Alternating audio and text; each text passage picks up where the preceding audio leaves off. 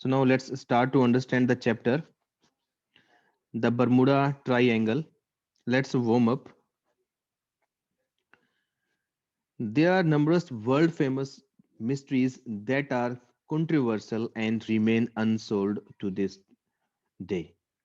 तो उत्तर कहता है कि दुनिया में बहुत सारी ऐसी मिस्ट्रीज हैं, रहस्य हैं जो अभी तक अनसोल्ड हैं. The Loch Ness monster is a legendary animal that supposedly resides in the depth of Loch Ness, a long narrow lake situated in rural Scotland. तो उत्तर कहता है कि रूरल स्कॉटलैंड के अंदर एक लेक है, उसके अंदर एक मॉन्स्टर रहता है, एक झील का राक्षस रहता है जिसका नाम है लोच नेस मॉन्स्टर. वो बहुत ही प्रसिद्ध है. Over the years, thousands have reported seeing something in the lake. पिछले कुछ वर्षों में बहुत सारे लोगों ने इस बात को नोटिस किया है कि उस लेक के अंदर कुछ है. तो जो उस लेक के अंदर है उसको कहा जाता है झील का राक्षस यानी कि लोचनेस मॉन्स्टर. नेक्स्ट है abominable. The abominable snowman shares a fame as one of the great mysteries of the world. The abominable snowman is a legendary creature of the Himalayas mountain region. It is reported to live in forested regions near the snow line. This creature is also known to some by the name of Yati. तो हिमालय के जो mountains हैं उस reason के अंदर एक snowman रहता है जिसको नाम दिया गया है अबोमिनेबल. अबोमिनेबल वहां पे एक स्नोमैन है जिसको यति के नाम से भी जाना जाता है. वहां पे वो बहुत ही ज्यादा फेमस है. एक इस तरह का वहां पे क्रिएचर यानी रहता है, राइट. और जहाँ पे स्नो लाइन स्टार्ट होती है वो वहां पे रहता है.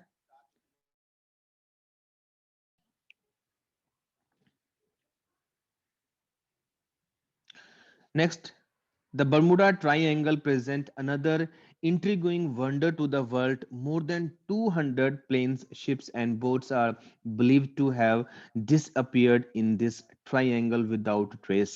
This includes more than 1,000 people. तो फिर उत्तर कहता है कि वहां पे एक और जगह है जिसका नाम है बर्मुडा ट्राइंगल.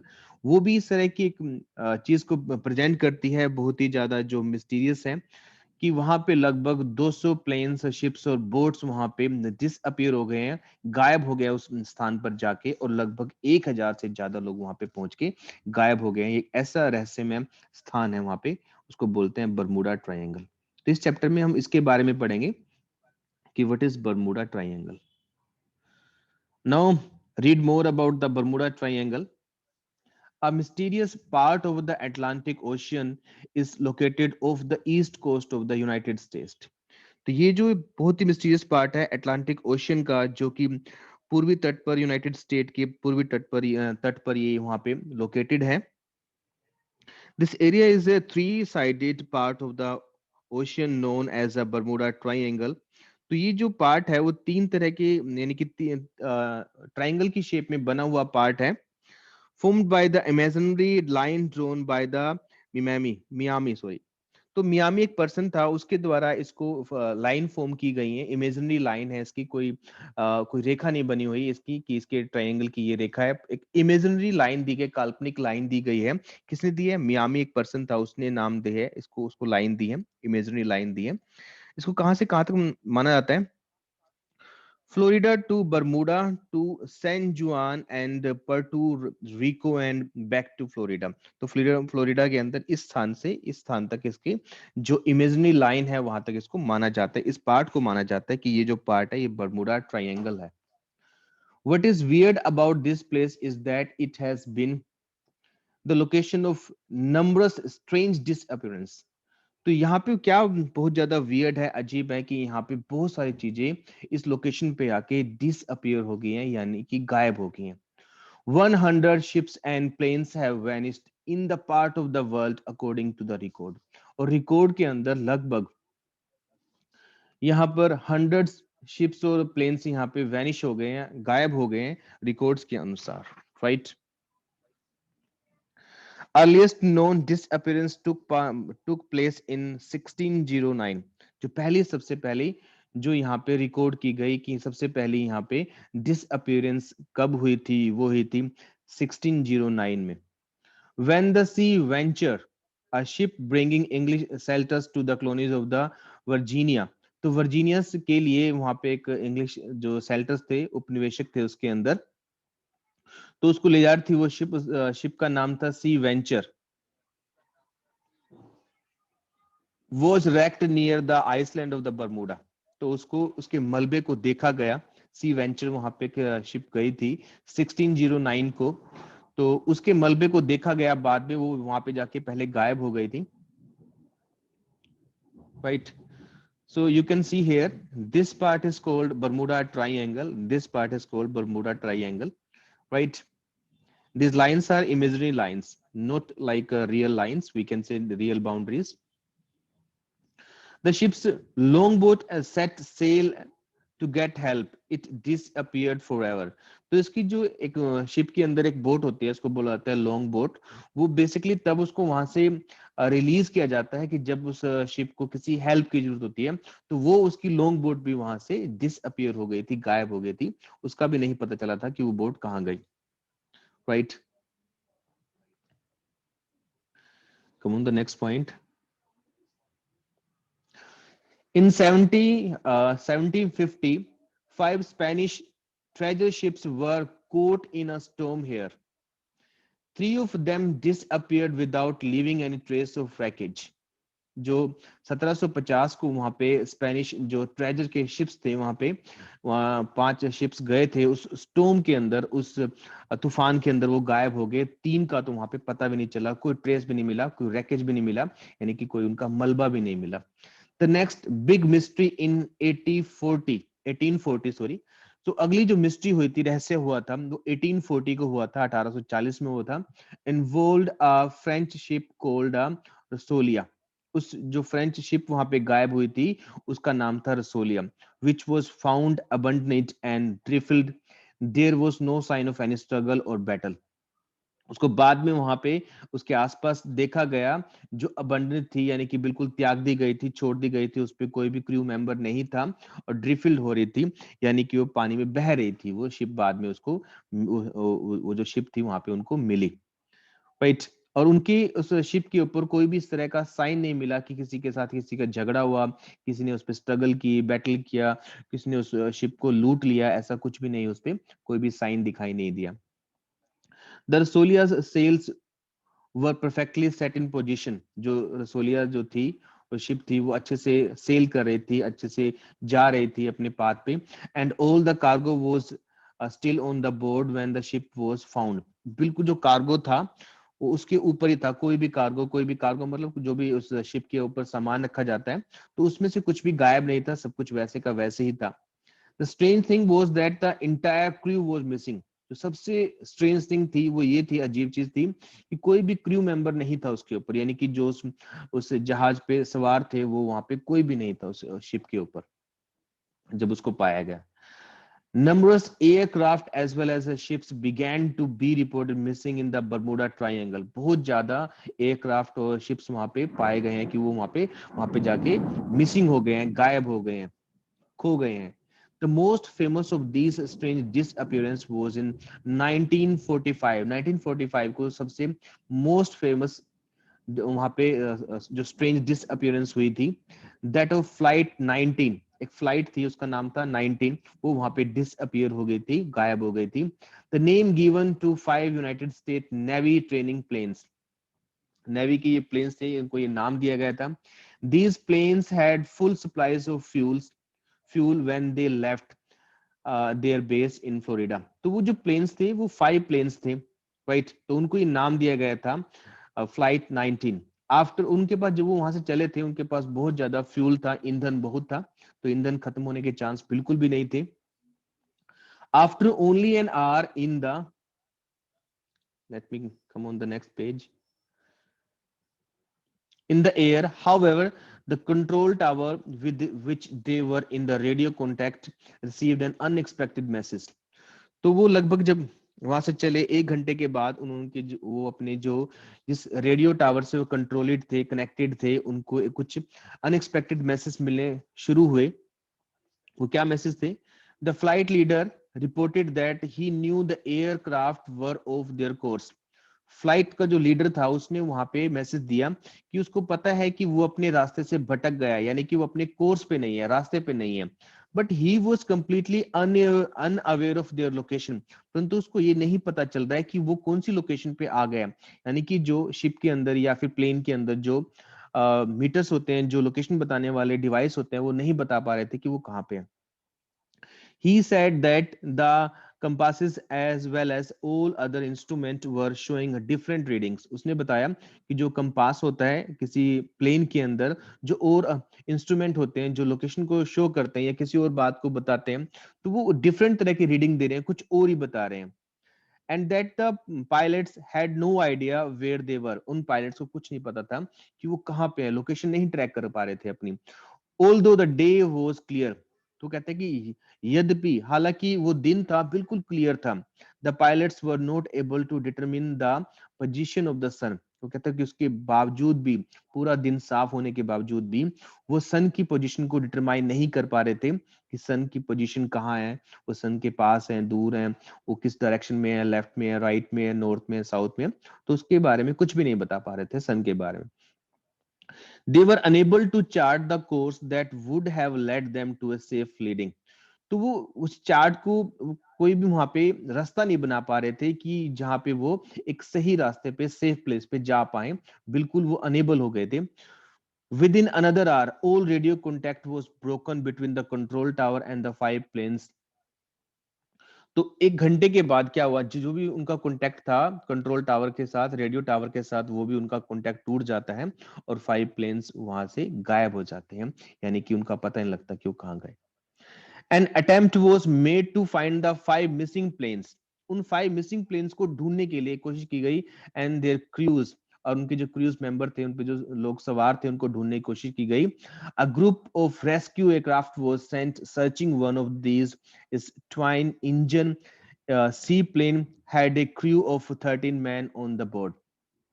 तो वहां पे फिर एक प्लेन को भेजा गया कि उन फाइव प्लेन्स को ढूंढ के लाया जाए कि वो प्लेन्स कहाँ पे है। एयरक्राफ्ट को भेजा गया, और जो एयरक्राफ्ट था वो, उसके अंदर डबल इंजन थे, यानी कि एक इंजन खराब भी हो जाए तो दूसरे इंजन से वो काम चला सके। और उस पे 13 लोग गए। उसके बाद क्या हुआ, अगेन द अनएक्सपेक्टेड हैपेंड, और कुछ अनएक्सपेक्टेड हुआ, यानी कि जिनकी उसको उनको उम्मीद उम्मीद नहीं थी। Instead of receiving news of sighting the rescue, the control base lost all the contact with this plane as well as. तो उनको ढूंढने की बजाय वहां पे क्या हुआ, उन्होंने सारा कॉन्टेक्ट खो दिया, यानी कि उनके साथ कुछ भी कॉन्टेक्ट नहीं रहा। उनके साथ जो टावर का कॉन्टेक्ट था, जो उनको रेस्क्यू करने के लिए गया था प्लेन, उसने भी अपना कॉन्टेक्ट उनसे खो दिया। The no reason has over been given for the strange way in which these six planes vanished। और अभी तक कोई भी रीजन नहीं पता लगा है, कोई भी उनको सुराग नहीं मिला है कि कैसे वो सिक्स प्लेन वहां से गायब हो गए। पांच तो प्लेन गए ही थे, छठा जब उसको ढूंढने गया तो वो भी वहां पे गायब हो गया, वो भी वापस नहीं आ पाया। Since 1945, in addition to six planes, other aircraft have been listed as missing in the Bermuda Triangle. In every case, the report state radio contact lost। और 1945 को एक और वहां पे प्लेन वहां पे मिसिंग पाया गया, और सभी में एक बात कॉमन थी कि सभी के रेडियो कॉन्टेक्ट लॉस्ट हो जाते हैं, यानी कि रेडियो कॉन्टेक्ट टूट जाते हैं।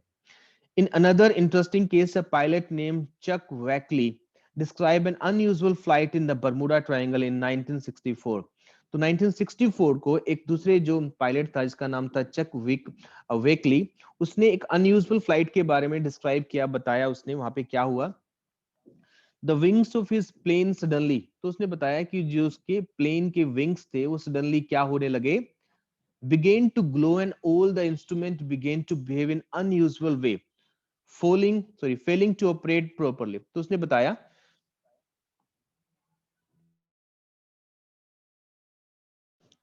बताया, कि जो उसका प्लेन था, उसके जो विंग्स थे, वो अनयूजुअल वे से ग्लो करने लगे, चमकने लगे। और जितने भी जो उसके इंस्ट्रूमेंट थे उसके प्लेन के अंदर, वो भी अलग तरह से बिहेव करने लगे, यानी कि कुछ और शो करने लगे। And failing to operate properly, और वो अच्छे से काम नहीं कर रहे थे उसके जो इंस्ट्रूमेंट थे उसके प्लेन के अंदर। After 5 minutes, during which time he could do nothing to control his aircraft, the glow disappeared and the instrument began to work again। तो उसने बताया कि 5 मिनट के अंदर सब कुछ हुआ, उस 5 मिनट में वो कुछ भी नहीं कर सका, कुछ भी ठीक नहीं कर सका, और 5 मिनट के बाद सब कुछ अपने आप ठीक हो गया। वो ग्लो थी, वो चमक थी, जो विंग्स चमक रहे थे वो भी चमकना बंद हो गए, और सभी इंस्ट्रूमेंट उसके अंदर जो पार्ट्स थे उस प्लेन के अंदर वो सही से काम करने लगे 5 मिनट के बाद। 1966, the captain of the tugboat good, called the good news reported as unusual experience in the area of the triangle. तो 96 में एक टग बोट में गुड न्यूज लाइव वहां पे अन्य उनका जो एक्सपीरियंस था वो भी अनयूजुअल था। सॉरी, जो बोट का नाम था, टग बोट का नाम था, उसका बोट का नाम था good news. He started out the weather both calm and clear. तो जो उस टग बोट थी, टग बोट क्या होती है, एक पावरफुल बोट होती है जो किसी भी शिप को थोड़ा पुल करने में हेल्प करती है। तो वो टग बोट थी वहां पे, उसका नाम था गुड न्यूज। तो उधर क्या कहते हैं, he started out with the weather both calm and clear. उसने वहां से शुरू किया चलना, वो जो वेदर था बिल्कुल काम था, क्लियर था, एवरीथिंग वाज वर्किंग स्मूथली, सब कुछ ठीक चल रहा था। Suddenly a mysterious fog closed over the tug.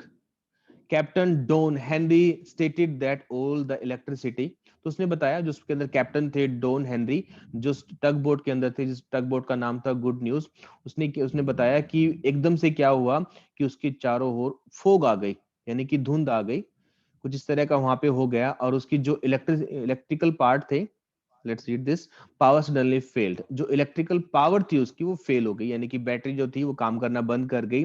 He felt as if the whole boat were being pulled backwards. उसने महसूस किया कि कोई उसकी बोट को ना पीछे की तरफ खींच रहा है। He ordered full speed ahead away. उसने आगे की तरफ बढ़ने की पूरी कोशिश की, पूरी स्पीड कर दी उसकी अपने टग बोट की। Shortly after the tug moved out of the fog. और थोड़ी देर के बाद उस फोग में से वो जो उनकी बोट थी, टग थी, वो बाहर निकल जाती है। The electrical power return. जो इलेक्ट्रिकल पावर थी बैटरी का काम करना दोबारा शुरू हो जाता है। The tug manage to reach port safely. और टग अपने पोर्ट पर सेफली वहां पे पहुंच गई। Although all the ships batteries had gone dead. परंतु जो शिप की बैटरीज थी वो सभी भी पूरी की पूरी डाउन हो चुकी थी। Even the flashlight batteries of some crew members had to be thrown away. और कुछ क्रू मेंबर की जो फ्लैश बैटरी थी वो भी बिल्कुल खत्म हो गई थी। Some difficult words are there. Longboat, a large boat which may be launched from a sailing ship. तो जो सेलिंग शिप होती है उसके साथ एक लॉन्ग बोट होती है, हेल्प के लिए भेजी जाती है। जब भी कोई शिप किसी मुसीबत में फंस जाती है तो एक लॉन्ग बोट को वहां से हेल्प के लिए भेजा जाता है। ट्रेजर शिप्स यानी कि ships with a cargo of gold, silver, jewellery और अदर वैल्यूएबल्स। यानी कि ट्रेजर शिप का मतलब है ऐसी शिप जिसके अंदर गोल्ड हो, सिल्वर हो, ज्वेलरी हो या अदर वैल्यूएबल थिंग्स हो। Wreckage, badly damaged objects here ships. तो रैकेज का मतलब होता है मलबा, किसी का मलबा, शिप्स का मलबा। टग boat, a boat with a powerful engine that is used to pull large ships in or out of the harbor। तो यहाँ पे टग बोट का मतलब क्या है, जो एक पावरफुल बोट होती है जो एक शिप को खींचने का काम करती है। Next part.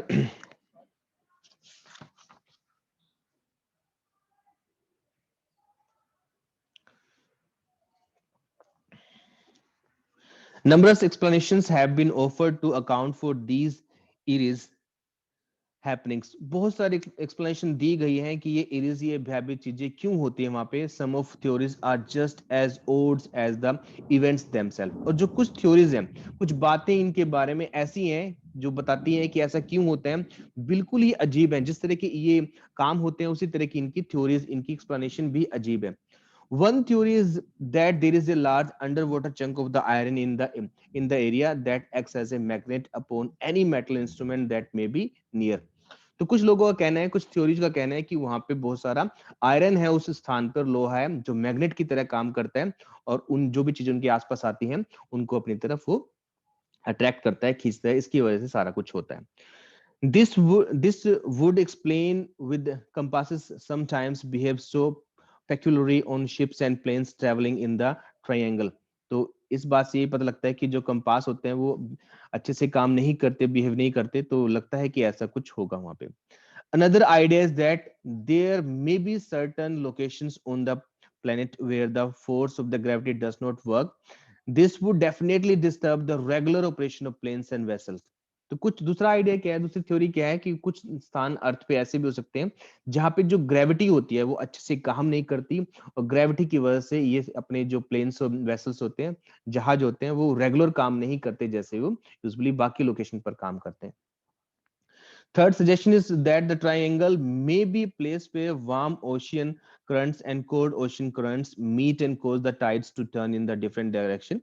This it is said may cause the Earth's magnetic force to behave unexpected. तो कुछ लोगों का कहना है कि वहां पे गर्म धाराएं चलती हैं या ठंडी धाराएं चलती हैं, जिसकी वजह से वहां पे टाइड उत्पन्न होता है, ज्वार उत्पन्न होता है, और उसकी वजह से ये सारा कुछ होता है। Way in the Bermuda Triangle. Perhaps the weirdest theory of the all is that one which scientists believe the least. और एक ऐसी स्टोरी, एक ऐसी थ्योरी है जो लोगों के द्वारा दी गई है, और साइंटिस्ट जो है शायद ही उस पर यानी कि बहुत कम बिलीव करते हैं। This theory involves beginnings sorry beings from another planet. ये थ्योरी इस बात को कहती है कि यहाँ पे कुछ और प्लैनेट्स के लोग आते हैं। According to this explanation, visitors from outer space have made a landing on our planet. तो इस थ्योरी के अकॉर्डिंग, इस सोच के अकॉर्डिंग उनका कहना है कि कुछ और जो स्पेस है वहां पे लोग वहां पे लैंड करते हैं उस स्थान पर। The Bermuda Triangle is the kind of doorway through which they pull ships and aircraft that they wish to study. तो उस स्थान पे वो कहते हैं कि वहां पे वो कुछ और शिप्स को अपनी तरफ अटैक कर लेते हैं, और वहां से वो उन शिप्स को स्टडी करते हैं जो दूसरे प्लेनेट से लोग आते हैं वहां पे। वो एक वहां पे डोरवे बन गया है उनकी, उसका वहां पे पहुंचने का रास्ता बन गया है। Many people refuse to travel through the Bermuda Triangle because they are afraid. बहुत सारे लोग बर्मुडा ट्रायंगल से जाना पसंद नहीं करते क्योंकि वो वहां से डरते हैं उस स्थान से। They are willing to spend extra time or money to take a less direct route when traveling. और जब वहां से गुजरना होता है तो वो लंबा रूट ले लेते हैं, ज्यादा पैसे खर्च करते हैं, ज्यादा टाइम खर्च करते हैं, परंतु वो उस रास्ते से जाना पसंद नहीं करते। Others laugh at the notion of the mysterious forces at work. जो बाकी जो लोग हैं, कुछ लोग ऐसे हैं जो उस नोशन पर, उस विचार पर लाफ करते हैं, कि हंसते हैं कि ऐसा कुछ नहीं है वहां पे। They purposely chose so they purposely choose to sell or fly through the area. तो कुछ लोग ऐसे हैं कि जो जानबूझकर वहां पे उस स्थान पर सेल करते हैं, फ्लाई करते हैं, वहां से निकलते हैं, वहां से जाते हैं। हाउ अबाउट यू, तुम अपने बारे में बताओ। Would you dare to travel through the mysterious Bermuda Triangle और वुड यू अवॉइड इट? क्या तुम वहां पे जाना पसंद करोगे या उसको अवॉइड करोगे? Right.